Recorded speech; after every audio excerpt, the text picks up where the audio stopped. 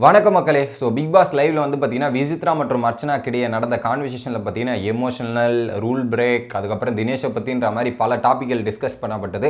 அதை தான் நம்ம பார்க்க போகிறோம். ஃபர்ஸ்ட் என்ன அப்படின்றது பார்த்தீங்கன்னா நிக்சன் வந்து ஒரு 10 விதிமுறைகளை பிக் பாஸ் கேட்டிருந்தாங்க. அவர் சொல்லியிருந்தார். ஸோ உடனே அதை அர்ச்சனா கேட்டு ஷாக் ஆகிட்டாங்க. என்னையா இப்படிலாம் சொல்கிறீங்க, ஒரு டாஸ்க்கு தான், அதுக்குன்னு இப்படிலாம் நடந்துப்பீங்களா, இந்த மாதிரிலாம் ரூல்ஸை போடுவீங்களா அப்படின்ற மாதிரி கொஞ்சம் ஷாக் ஆகிட்டாங்க. ஃபார் எக்ஸாம்பிள் என்னென்ன சொன்னார்னா 10 நாள் ஜெயிலில் அடிக்கணுன்ற ஒரு ரூல்லாம் சொல்லியிருந்தார். அப்படிலாம் அடித்தா பைத்தியம் தாங்க ஆகணும், காலிலேருந்து சாப்பிடாம இருக்கணுன்றாங்க, மெடிக்கல் டீம் வச்சு தான் வேலை பார்க்கணும் போல இருக்கு. இதெல்லாம் ரொம்ப கஷ்டம். இந்த மாதிரிலாம் வந்து ஹியூமன் பேசிக்கு ஏற்ற மாதிரி கொடுக்காம இந்த மாதிரிலாம் யோசிக்கிறதே ரொம்ப தப்பு அப்படின்ற மாதிரி அர்ச்சனாவோட விவாதமாக இருக்குது. இன்னொரு பக்கம் விசித்ரா அதை கேட்டு சைலண்டாக ஆயிடுறாங்க. பட் எனக்கு 2-3 விஷயம் டாஸ்க் பண்ணாமல் இருக்கிறது, இன்விசிபிளாக இருக்கிறது, இந்த மாதிரி விஷயங்கள்லாம் நல்லா இருந்தது. பட் அதுலேயும் சைடில் உட்காந்து ஏற்றி விட பார்த்தாங்க பார்த்தியா, தினேஷும் அதுக்கப்புறமா இது பூர்ணிமாலாம் சொன்னது பார்த்தீங்களா, நடுவில் வந்து நம்மளை காலி பண்ணுற மாதிரி ஒரு சில விஷயங்கள் பண்ணுறாங்க அப்படின்ற மாதிரி கிளியராக தெரியுதா அப்படின்ற மாதிரி பேசிகிட்டு இருக்க டைமில் பார்த்தீங்கன்னா அர்ச்சனா வந்து கடுப்பாயிட்டாங்க ஒரு இடத்துல. என்னென்னா, நம்ம கமல் சார் எபிசோடில் ரூலை பிரேக் பண்ணதுக்கு சாரி கேட்டோம். அதை சாரி கேட்டதுக்கப்புறம் நான் அதை உணர்ந்து சாரி கேட்டேன், அதை ஃபாலோவும் பண்ணுறேன். ஓகேங்களா, அதனால் நான் ரூல் பிரேக் பண்ணி இது வரைக்குமே நான் எல்லாத்தையுமே கரெக்டாக ஃபாலோ பண்ணி அதுக்கேற்ற மாதிரி நடந்துட்டுருக்கேன். ஓகேவா. ஆனால் நேற்று ஒரு வாட்டி மிஸ் பண்ணிட்டீங்க மேடம். என்னென்னா, நேற்று அந்த பிஸ்கெட் சாப்பிட்டதே ரூல் பிரேக் தான். அது சொன்னதுக்கப்புறம் தெரியாமல் சாப்பிட்டீங்க, அதுவும் அதில் தப்பு கணக்கில் தான் வருது. அதனால் இந்த டைலாக் சொல்ல முடியாத போயிடும். ஓகேங்களா. அடுத்தது பார்த்தீங்கன்னா, ஸோ ஆனால் நான் சாரி கேட்டதுக்கப்புறம் திரும்ப அதையே சொல்லிட்டு இருக்காங்க, ரூல் பிரேக் பண்ணதே பற்றியே திரும்ப பேசுறது, அந்த மாதிரி சொல்கிறதெல்லாம் எனக்கு கொஞ்சம் கடுப்பாகுது, இரிட்டேட் ஆகுது. ஸோ நம்ம அந்த தப்பை உணர்ந்து தான் சாரி கேட்குறோம். அந்த சாரி கேட்டதுக்கப்புறம் அந்த தப்பை பண்ண மாட்டோம், அதுக்கான முயற்சிகள் எடுக்கிறோம் அப்படின்றது தானே அர்த்தம். அதை வந்து நீங்கள் இப்படி திரும்ப பேசி என்னோட சாரிக்கான மதிப்பை குறைக்கிறீங்க, சாரி சொல்கிறதுக்கான வேல்யூவே போகுது அப்படின்ற மாதிரி ஒரு பக்கம் அர்ச்சனா ஃபீல் பண்ணிட்டு இருக்காங்க. இது சொன்னதுக்கப்புறம் பார்த்தீங்கன்னா விசித்ரா மேடம் வந்துடுறாங்க.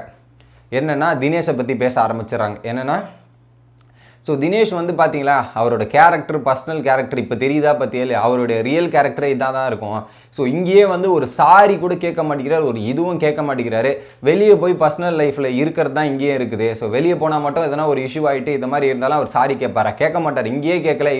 இவ்வளோ பெரிய பிளாட்ஃபார்ம், இத்தனை கோடி மக்கள் பார்க்குறாங்க, இதெல்லாம் பார்க்குற தெரிஞ்ச இடத்துல ஒரு சாரி கேட்கறதுக்கே அவர் கேட்காம இருக்காரு. பட் வெளியே போய் என்னென்னா நடந்தால் அதை அங்கே போய் ஒரு விஷயத்தையும் சாரி கேட்பாரா? அந்த விதத்தில் நான் சாரி கேட்டிருக்கேன், ஃபர்கிவ் அதர்ஸ்ன்ற மாதிரி ஃபர்கிவ் பண்ணியிருக்கேன், நான் எவ்வளவோ பெட்டர், அவரோட ஒரு 500-600 மடங்கு நான் பெட்டர் அப்படின்ற மாதிரி ஒரு பக்கம் விசித்ரா சொல்கிறாங்க.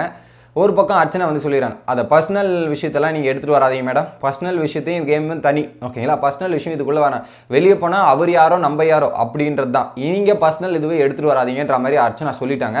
ஸோ எனக்கு அந்த இடத்துல விசித்ரா சொன்னது முழுக்க எனக்கு பிடிக்கல மக்களே. என்னன்னா, வீட்டுக்குள்ளே நடந்து வச்சு பேசுவோம், இங்கே இருக்கிற மாதிரி தான் வெளியே இருப்பார், இங்கே இருக்கிறதுக்காக தான் வெளியே அப்படி நடந்துப்பார் அப்படின்றத நீங்கள் கொடுக்க முடியாதுங்க. அது கேம் பிளேவாக கூட இருக்கலாம். அதனால் நீ இங்கே இருக்கிற மாதிரி தான் வெளியே இருக்கணும் அப்படின்றது உன்னோட எதிர்பார்ப்பாக இருந்தால் அதை நம்ம ஒன்றும் பண்ண முடியாது. அதை பிராண்ட் பண்ணுற மாதிரி எனக்கு தோணுது. என்னென்னா, ஸோ இங்கே கேட்க மாட்டேங்கிறாரு, வெளியே போயிட்டு எதனா ஒரு விஷயத்தை பண்ணிட்டு சாரி கேட்பாரா? அப்போது வெளியே இருக்கிற மாதிரி தானே உள்ளே இருக்கணுன்றது அவங்களோட எதிர்பார்ப்பு.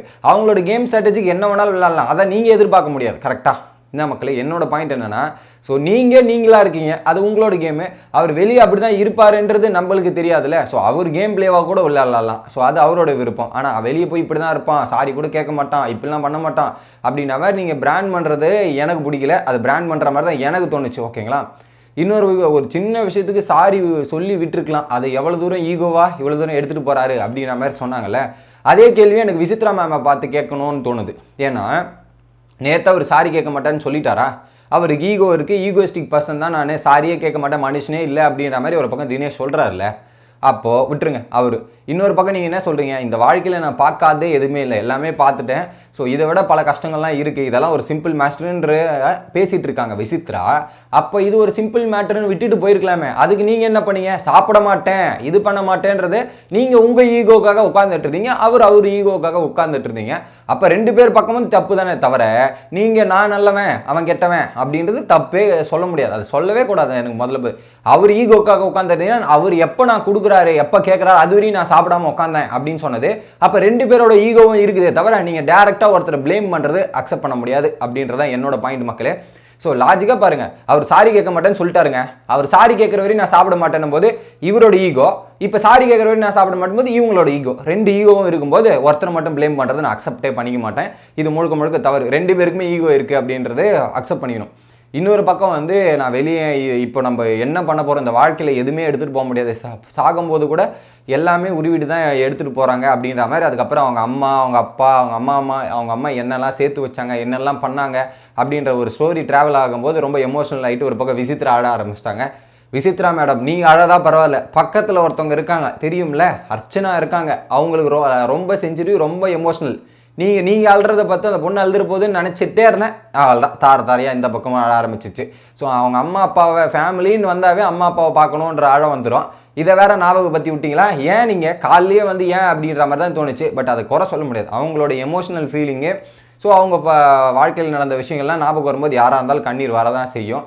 பட் நீங்கள் சொல்கிறதால இந்த பொண்ணு அழுறதே அப்படின்ற மாதிரி இருக்கும். ஸோ அந்த வகையில் பார்த்தீங்கன்னா அந்த எமோஷனலாம் ஒரு பக்கம் முடிச்சுட்டு போயிடுச்சு. இதில் வேற ஒரு நடுவில் பாரதியார் கவிதை, நான் வீழ்வேன் என்று நினைத்தாயோ அப்படின்ற ஒரு ஃபுல் கவிதையை, ஸோ அதில் அர்ச்சனா சொல்ல விசித்ரா கேட்க அப்படின்ற மாதிரி 2 பேர் சேர்ந்து டைலாக்லாம் மாசாக பேசி முடிச்சிருந்தாங்க. பட் எனக்கு விசித்ரா மேடம் பண்ணதில் எனக்கு அந்த விஷயத்தில் உடன்பாடு இல்லை மக்களே. வெளியே அப்படி தான் இருப்பார், உள்ளே இருக்கிறத மட்டும்தான் நீங்கள் பேசுறதுக்கான உரிமை இருக்குது. வெளியே இருக்கிறத பற்றி பேசுறதுக்கான ரைட்ஸ் யாருமே உங்களுக்கு கொடுக்கல. உங்கள் லைஃப்பை பற்றி நீங்கள் பேசிக்கலாம், அடுத்த ஒரு லைஃப்பை பற்றி வெளியே நடந்த விஷயத்தை உங்களுக்கு பேசுறதுக்கான ரைட்ஸ் எதுவுமே கிடையாது விசித்ரா மேடம் முதல்ல. அதே மாதிரி நீங்கள் தினேஷ் ஈகோயிஸ்டிங்னு சொல்லலாம், ஆனால் நீங்களும் ஒரு சில இடத்துல ஈகோயிஸ்டிங்காக இருந்திருக்கீங்க அப்படின்றதான் பாயிண்ட்டை தவிர இது 2 பேருக்கும் சரிக்கு சமம் அப்படின்றதான் மக்களை நான் பார்க்குறேன். உங்களோட கருத்து என்ன அப்படின்றது கமெண்ட் பண்ணுங்க.